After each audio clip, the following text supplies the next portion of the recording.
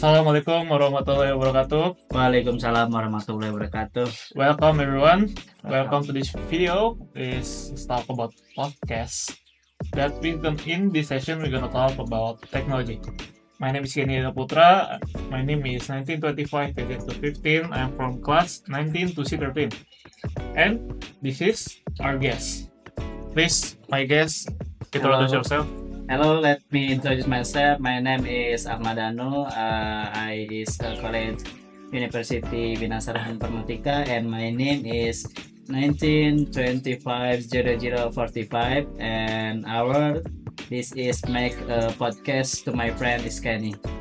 Okay, and now today we are gonna diving deep about the massive growth in technology, maybe specifically in computer hardware and infrastructure right now in 2026.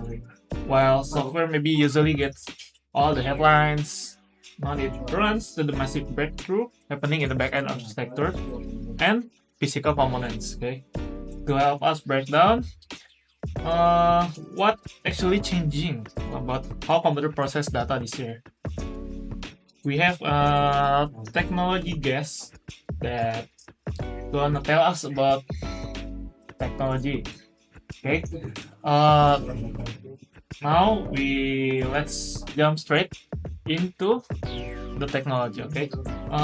We've been hearing about the terms Cloud 3.0, thrown a lot by network architects. What exactly makes the cloud is different in this year? Thanks for the days of cloud we about migration local data into someone else server to save money. Cloud 3.0 completely different. Is built around sovereign infrastructure and hyper locals. Local is the data routing. Okay. So the cloud is basically. Sorry, I changed the question.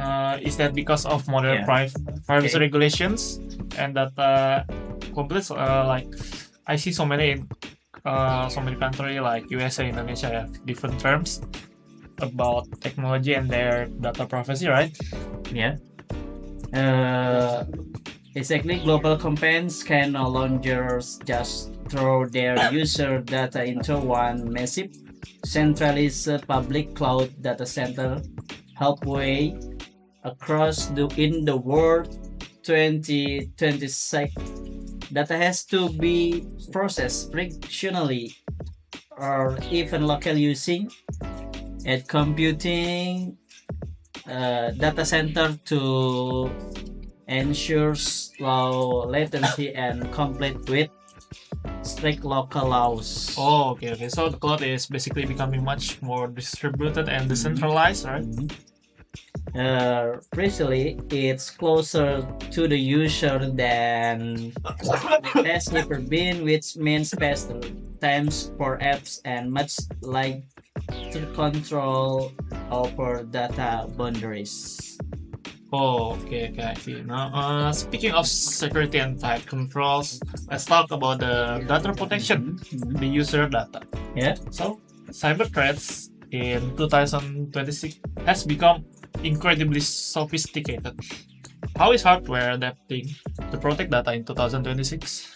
This is probably the biggest breakthrough in modern server architecture. Confidential computing has officially become the default standard. Oh, I thought we are already encrypted by everything. Yes. In 2026, modern processors have dedicated, isolated hardware and scalable right into the silicon. Data is processed while remaining fully and encrypted inside the CPU. This means even if a hacker or the cloud provider itself gains full administration access to the server, they still can see the raw data being processed. Wow, that is a massive win for data Yes, privacy, Now, like now. looking at the physical hardware speed, I understand Yeah. traditional copper wiring inside computer is starting to bottleneck. What thing is gonna replace it? Replacing the traditional copper wiring. We are saying the rise of silicon photonic instead of using electrical signal over copper wires to move data between server component. 2026 hardware is increasingly using a tiny fiber optic bulb directly onto the microchip. The less power consumption and multiple data transfer speed inside data center by a massive margin. Wow, that's very incredible. And what about quantum computing? Uh, is it Yeah. finally become practical in real life? It's hitting a very interesting milestone this year. Will you still can buy a quantum computer for your desk? Major tech provider and now offering quantum as a service through the cloud. So, what? So regular developer and companies can rent quantum power, or they can have the quantum power by itself. Exactly. Industry like computer logistic and cryptography, molecular chemistry, are renting time on quantum system to solve calculation problems that would take traditional supercomputer thousands of years to compute. Is charging the game for health data research. Wow, that's amazing. Looking at the landscape of 2026, it's clear that computer technology Yeah. is no longer just about making chips smaller, but making the entire architecture smarter, safer, and faster through light and secure hardware enclaves. Absolutely, the foundation of how we process and move data are shifting, and it's giving engineers a much more powerful and secure canvas to build the future. Well said, Mr. Danu. And that wraps up for our podcast, especially in session of talking about technology. Thank you so much for joining us and breaking down these hardware trends. Thank you, Kenny. My pleasure. Thanks for having me. And thank you for everyone watching this first session. You can drop your thoughts on the comment section about the next generation hardware, and we'll see you in the next session after this. Stay curious, stay happy. Bye. Hello everyone, welcome back to our podcast. I am Ahmad Danu, and today we are taking the biggest transformation happening in education right now in 2026, the amazing evolution of artificial intelligence and its profound impact on Gen Z college student. And we are, my name is Kenny Edyana Putra. This is my friend in college in the campus Universitas Bina Sarana Informatika. This is we are make project assignment English. Let's together. Let's go and we talking about AI, artificial intelligence. Kenny, I asked you. According to recent 2026 data, AI adoption among university students has skyrocketed to over 19%. Joining me today to unpack this shift is tech analysis and digital education research.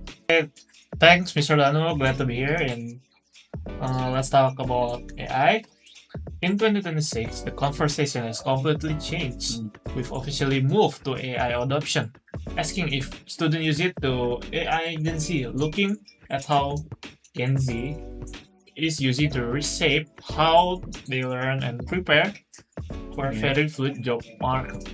Before we talk about the student, let's talk about the tools landscape AI evolved so fast. What are the specific most popular AI models and that's everyone is using right now in 2026? Well, Sereno, the market is highly Mm. specialized now. If you look at the core frontier models ruling in 2026, OpenAI GPT 5.5 is the undisputed king for all-rounder Yeah. knowledge, work, and text generations. But for heavy-duty programming and app development, Anthropic Cloud, Mm. especially Opus 4.8 version, has completely stolen the spotlight. Developers and students swear by its coding logic. And what about research? I know students have to stroke massive amount of data. For deep research and multi-channel text, Google Gemini 3.1 Pro is Mhm. leading the pack because of its massive context windows. On the consumer side, tools like Perplexity AI have essentially replaced traditional search engines for students. Why? Because it maps out verified source Yeah. instantly. And for the tech students, coding environment like Cursor and GitHub Copilot are standard infrastructure now. RAG is no longer just basic chatbot. There are advanced multi-agents network that can execute complex multi-step project autonomous. For example, engineering students are using intent-driven development. They just give the high-level intent and tools like Clouder or GPT, but at the bug, the coder themselves. Do you expand? Well, it's a fascinating double-edged sword. On one hand, in this 2026 year, surveys show that about half of university students feels AI has drastically improved their educations. They use Gemini or Cloud or maybe Black Box for what? To build highly personalized systems, creating active recall and spaced repetitions. Flashcard tailor exactly to their face. That's the superpower side. What's the catch? The catch is what researchers call the shadow literacy gap. If an AI tool makes learning feel entirely effortless, you're probably not actually retaining the knowledge.